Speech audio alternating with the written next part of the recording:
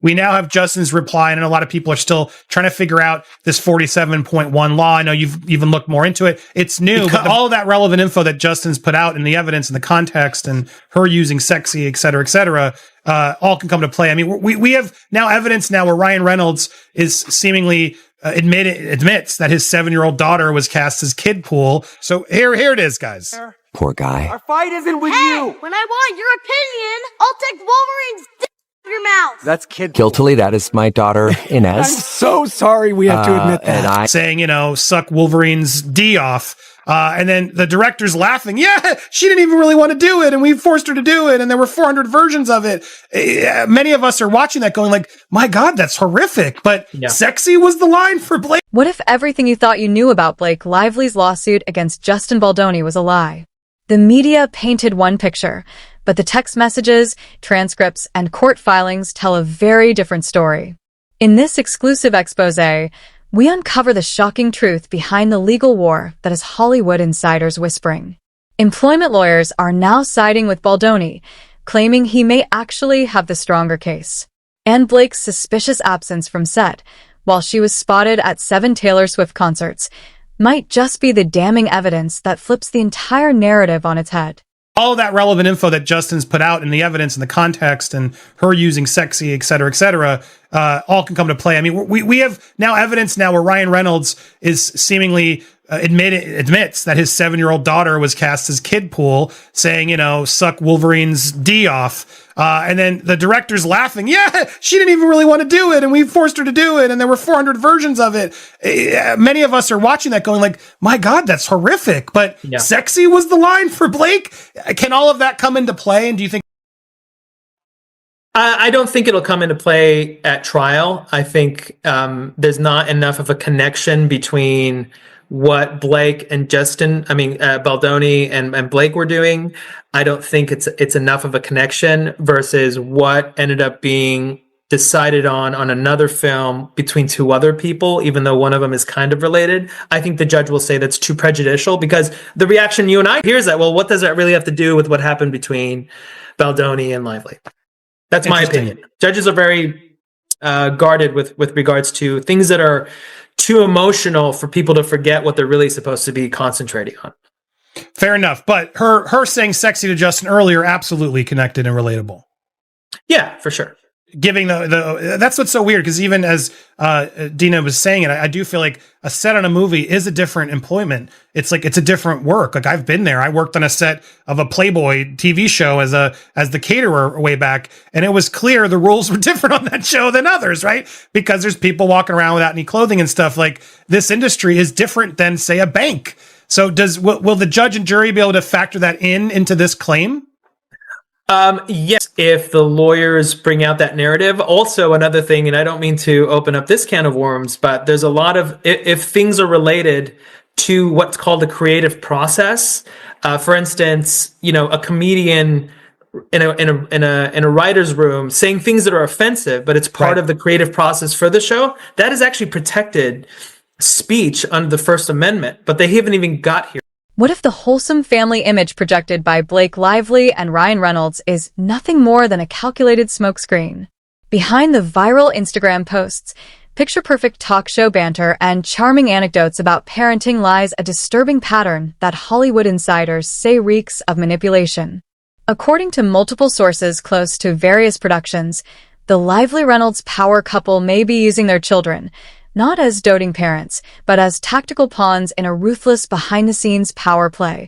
While the world sees homemade cookies and bedtime stories, those who've worked with a couple describe a very different reality, one where their parental status is weaponized to justify erratic scheduling, delayed productions, and even contract renegotiations.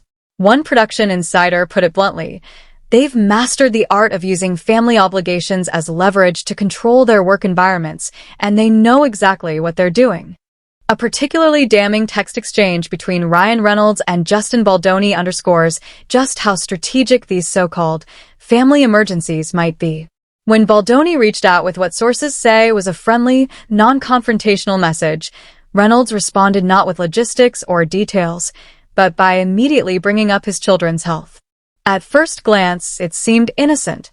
But to seasoned Hollywood insiders, it was clear Reynolds was preemptively positioning himself as the concerned father, setting up a narrative where any pushback could be painted as insensitivity toward a dad in crisis. It's classic manipulation, one producer explained. He wasn't just sharing updates. He was planting a flag, creating a context where he could later justify shifting the schedule on his terms. And those shifts weren't minor. Crew members, many of whom rely on hourly wages, were left scrambling when call times were changed or entire shoot days were canceled at the last minute. Unlike Reynolds and Lively, these workers didn't have personal chefs or nannies on standby. They had bills to pay and kids of their own, but no leverage to push back against the whims of A-listers with media-perfect reputations. The ripple effects grew especially apparent during the chaotic Las Vegas shoot for It Ends With Us. Blake Lively, citing family concerns, reportedly pulled out of several scheduled filming days. But while the crew sat waiting and budgets bled money, Lively was allegedly seen attending leisure events and spending time away from set. Other actors had to shuffle their own family responsibilities just to accommodate her absence, an irony not lost on those impacted. What makes this behavior particularly galling is the couple's access to top-tier childcare and luxury resources. They have every means to manage both family life and work, yet continue to opt for sudden emergencies and schedule overrides. It's not about not having options, said a veteran crew coordinator who's worked with the couple. It's about choosing to use parenthood as a get-out-of-work-free card while the rest of us pick up the slack. Text messages, production notes, and insider testimony now paint a sobering picture. The Reynolds Lively brand of family values may not be as wholesome as it seems. Instead, their image of domestic bliss could be a front, one carefully curated to protect their star power while silently bending the industry to their will. Dice pool revelations that sort of confirm his hatred of dice pool and everything else. This is the true shocker right here. So here it is, guys. Poor guy. Our fight isn't with Hey, you. when I want your opinion, I'll take Wolverine's dick out of your mouth. That's kid. Guiltily, that is my daughter, I'm Inez. so sorry we have to admit that. And You didn't have to admit it. You didn't have to admit it, for one. You could have just kept that a secret, which I probably would have done, and let that come out if the kid wants to admit it later, right? Like, for one. You didn't have to admit it, but he gleefully is about to admit it, and it's worse. I am father of the year over here for allowing her to say such language, which, to her credit, she really didn't want to say. And then came back later and said, I want to say it now, when I started looking at other people to play. Yeah, but right. Some other kid's going to take your part, Inez. You sure you don't want to do Daddy's disgusting line? To our discredit, we made Nezzy do I'm not shitting you 70 to 500 versions of that line. Yeah, I'm going to pay for that later. Blake Lively there as Lady. Yes, you are. Dude, but Justin Baldoni's the problem. But a well-connected source close to Taylor tells TMZ Taylor came to Blake's apartment at the time Blake told her to, not knowing anyone else would be there. In other words, Taylor had no idea there'd be a meeting going on. And I wonder if Taylor knows all this editing nonsense of Blake refusing to let Justin make his movie and I'm not going to give you Taylor's song. I'm not going to give you Taylor's song. You mean girl bully. If this is real, Blake Lively, you deserve all of this. This is a reckoning she needs to hear. This isn't bullying. This isn't harassment. This is accountability, girl. While Blake Lively's sudden family emergencies were already raising eyebrows, her unexplained illnesses during the It Ends With Us production reveal an even more troubling pattern, one that investigators now say could change everything. According to explosive findings from independent investigator Erup, Lively wasn't curled up sick in a hotel bed during those critical Las Vegas shooting days. Far from it. She was front and center, dancing in VIP sections at Taylor Swift's Eras tour, radiant, laughing, and very much not under the weather. The damning evidence is impossible to dismiss. On the exact same day she called in too sick to work, Lively was photographed partying at a Swift concert. This wasn't an isolated incident that could be chalked up to bad timing or a quick recovery. Ilrich's investigation uncovered that Lively attended 7 different Taylor Swift concerts during the film's production period, all while the schedule descended into chaos due to her repeated absences from set. For those outside the industry, it's easy to overlook the real cost of a lead actor skipping a scheduled shoot day. But the consequences are massive. Hundreds of crew members, camera operators, lighting technicians, makeup artists, set builders, show up ready to work, only to be sent home because their lead isn't there. These aren't pampered celebrities. These are blue-collar workers who rely on every hour of paid labor to support their families. Every moment Lively spent waving glow sticks instead of filming her scenes cost the production thousands of dollars. Catering contracts couldn't be paused. Equipment rentals still had to be paid.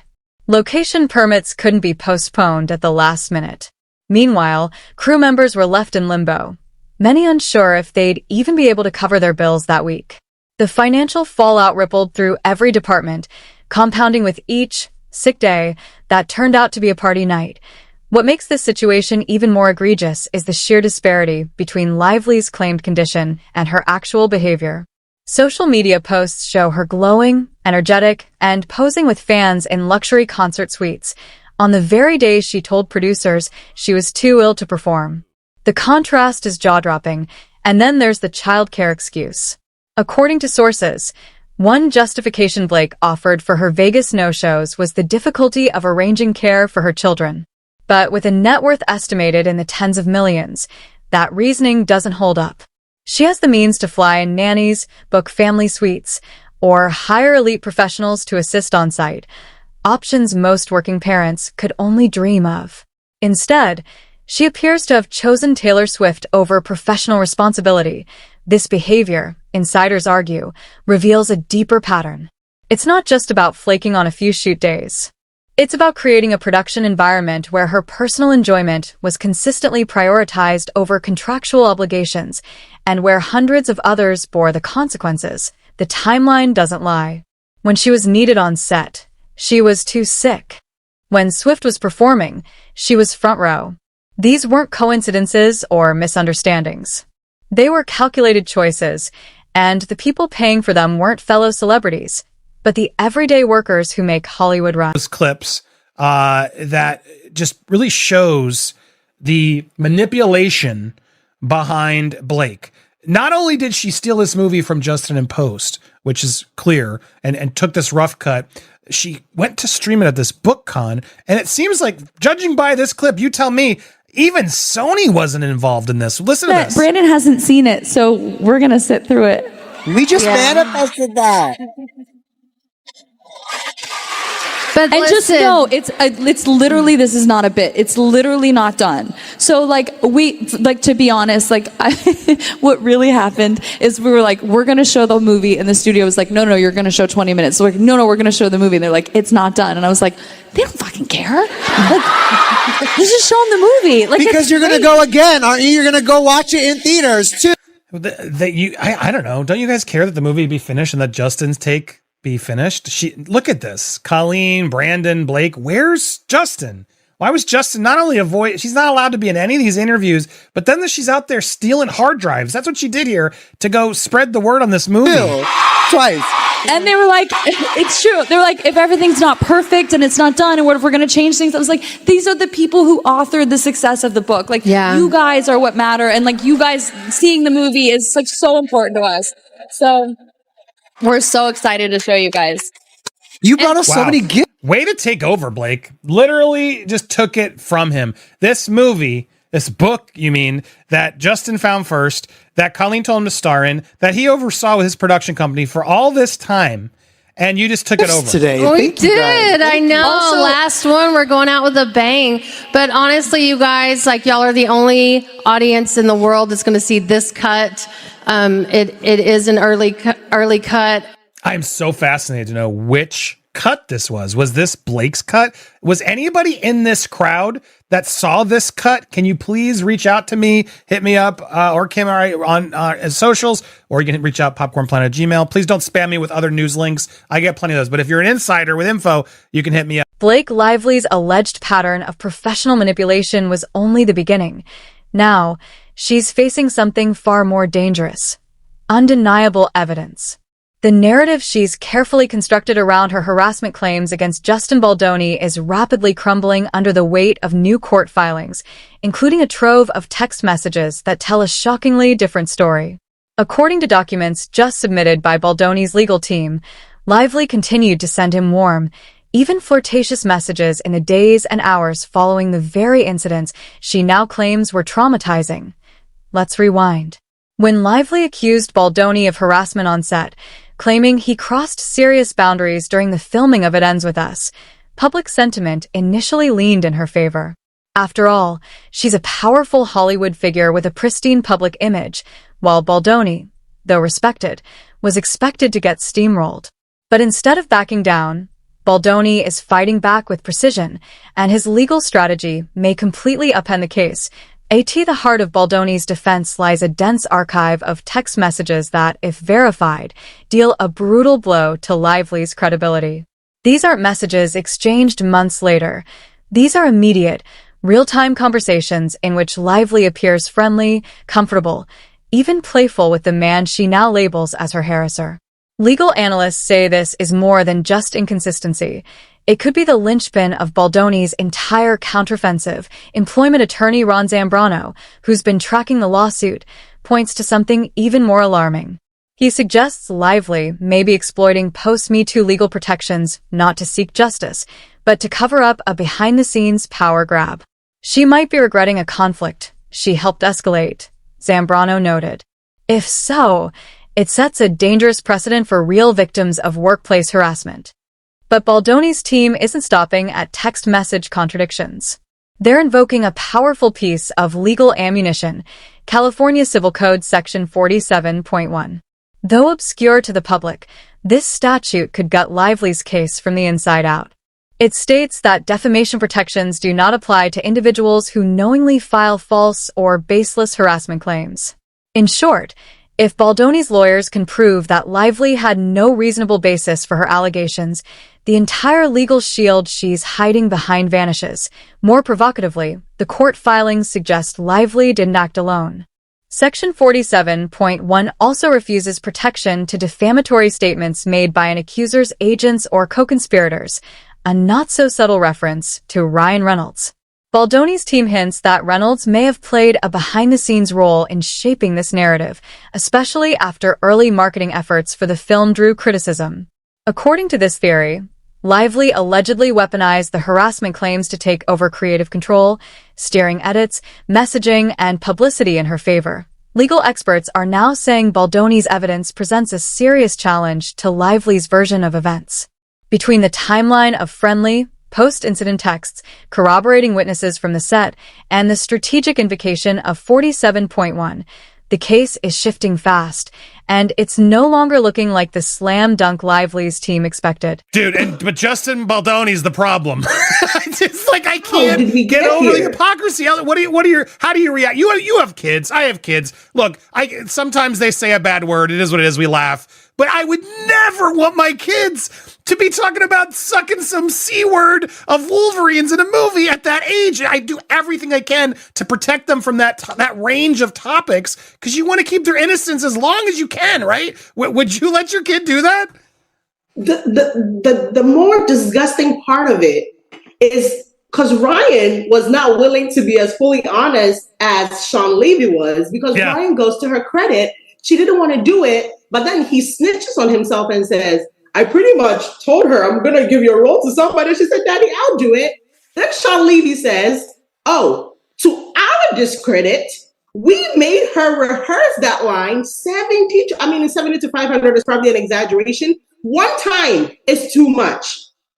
70 times is disgusting. It's disgusting. The family man facade hiding in plain sight just took a disturbing turn just as Baldwin is fighting back with undeniable evidence. An entirely different scandal surrounding Ryan Reynolds has emerged, one that involves his own child in deeply troubling ways. While Reynolds portrays himself as the ultimate devoted father in interviews and social media posts, his actions behind the scenes tell a completely different story. During the making of Deadpool, Wolverine, Reynolds made a shocking decision that has Parents everywhere questioning his judgment, he cast his own daughter to deliver a sexually explicit line about Wolverine in his R-rated film. What makes this particularly disturbing isn't just the mature content, but Reynolds' behavior during filming. According to the director's own commentary, Reynolds' daughter didn't really want to say the sexually graphic line at all. Any reasonable parent might have respected their child's hesitation and dropped the idea, not Reynolds instead, according to director Sean Levy. They made the child rehearse this vulgar line 70 to 500 times. Levy himself described this practice as disgusting, yet it continued anyway, with Reynolds reportedly gleefully making his reluctant daughter repeat the explicit content over and over. Let that sink in. The same man who cultivates an image as Hollywood's most dedicated family man forced his own child to repeatedly practice saying something sexually inappropriate until they got the take they wanted for an R-rated film most children wouldn't even be allowed to watch. This incident has sparked outrage among child advocates and parents alike, who question what kind of father would put his entertainment career ahead of his child's comfort and well-being. The contradiction is striking. Reynolds carefully crafts his public image around being a protective, loving father, yet behind the camera, he's directing his own child to say lines she's uncomfortable with. What we're witnessing is the real Ryan Reynolds, someone potentially willing to exploit his own children when it serves his professional interests or public image. This aligns perfectly with the manipulative behavior Baldwin's legal team has been highlighting, showing a pattern of putting career advancement above ethical considerations. The hypocrisy becomes even more glaring when you consider how Reynolds has positioned himself in Hollywood. He's carefully built a brand around being the ultimate family guy, the devoted husband to Blake Lively and caring father who puts his children first. His interviews are filled with charming anecdotes about parenthood, and his social media celebrates family values. Yet when the cameras are rolling in his own set, he apparently has no problem directing his daughter to repeat sexually graphic content dozens, perhaps hundreds of times, even when she expressed reluctance. The disconnect between his cultivated image and his actual behavior is staggering. This revelation adds another dimension to the ongoing legal battle with Baldoni. If Reynolds is willing to manipulate his own child for professional gain, what else might he and Lively be capable of in their quest to maintain their A-list status and control over their projects? It suggests a much larger pattern of behavior where image management trumps ethical considerations at every turn. The question now becomes whether Hollywood and the public will continue to accept the carefully constructed facade this power couple has built as more details emerge about their behind-the-scenes behavior, from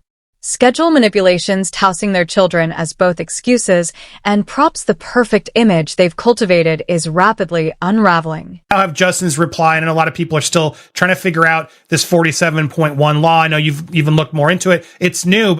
The reaction is because of how detailed Baldoni's lawsuit, with his own versions and the full text message threads and the full transcripts of what was going on and these stills, I don't think she has a chance. What was very well argued by Baldoni's attorneys is that there has to be a showing of malice, and that well, now it's going to go back to her, to Lively. Lively had a reasonable basis for her claim in the first place. That's one. Two, it has to be on the face of his complaint. And what that means is that the judge reading the complaint in this motion has to assume everything that's in it and all those many, many, many pages is true. And then he makes a ruling. So what the judge has to read is go, okay, every single thing, these text messages, these allegations are true. The judge would have to make a determination that somehow she had a good faith, reasonable basis. And I don't think he can do that. So is Brian's sort of quote legit? Like, do you think this is a massive threat to others? Like, is she trying to play this law, this Me Too law, which we're going to go through more depth, to like actually try and get her way? Do you agree with his urgency? Yes, I believe she is misusing it, let's call it, in order for a underlying agenda and a fight that she picked that probably she regrets picking. Behind the glamorous unraveling of Blake Lively and Ryan Reynolds' public image lies something far more deliberate, what insiders now describe as a textbook Hollywood hit job. And the target? Justin Baldoni. Before the bombshell allegations that rocked headlines, Baldoni was rapidly climbing the Hollywood ranks. With critically acclaimed films like 5 Feet Apart and Clouds, he wasn't just a promising director, he was becoming a creative force to watch. But in a town where power is currency and image is everything, his rising star may have painted a target on his back. The timing of Lively's allegations wasn't just suspicious, it was surgical. Just as Baldoni was reportedly in talks for multiple high-profile projects and enjoying peak momentum, the accusations landed. The impact was immediate. What once looked like a banner year for his career spiraled into chaos. Insiders say this wasn't random. It was calculated. By striking at the height of his professional ascension, the allegations dealt maximum reputational damage. It was a strategic dismantling of everything Baldoni had built. At the center of this storm are Ryan Reynolds and Blake Lively, wielding their Hollywood influence with precision. This wasn't simply a personal dispute, it was a power move. With deep connections spanning agents, studios, and streaming platforms, the couple allegedly did more than just accuse. They triggered a ripple effect. Baldoni, once lauded for his sensitivity and artistic vision, suddenly found himself branded as difficult. Phone calls stopped. Creative meetings vanished. Projects that once seemed inevitable stalled without explanation. Legal analysts like Ron Zambrano point to the volume and structure of evidence provided by Baldoni's team, text messages, emails, and transcripts, as more than compelling. They suggest not just innocence, but an orchestrated character takedown. Even more compelling is the argument that while Lively's statements may enjoy limited legal protection under California law, Reynolds may not be so lucky. Baldoni's legal team is methodically highlighting the actor's alleged behind-the-scenes interference that isn't protected and may carry real legal consequences. Consider the text exchanges between Reynolds and Baldoni, dissected by analysts Andy Signore and Elish. These messages suggest a consistent pattern, Reynolds invoking his children as excuses to reshape production timelines, not out of necessity, but as a method of control. That's not parenting. That's strategic dominance. And when Baldoni didn't comply, he was punished. This goes beyond one man's legal fight. It exposes a deeper rot in Hollywood's hierarchy, where elite stars can quietly end the careers of rising talent who don't obey the rules of power. When Baldoni refused to yield, the retribution was swift and merciless. Years of work vanished overnight. Development deals turned to dust. Actors suddenly became unavailable. And all the while, Lively and Reynolds presented themselves as the wounded party, cloaked in curated vulnerability and social media charm. But Baldoni's latest legal filing cuts through the noise. It paints a stark picture. This wasn't an emotional fallout. It was a tactical strike. A calculated attempt by a powerful couple to erase a threat to their control. It's David versus Goliath, but this time, the weapons are celebrity influence, PR teams, and entertainment lawyers instead of stones and slingshots. And the real question Hollywood must now answer: who's next?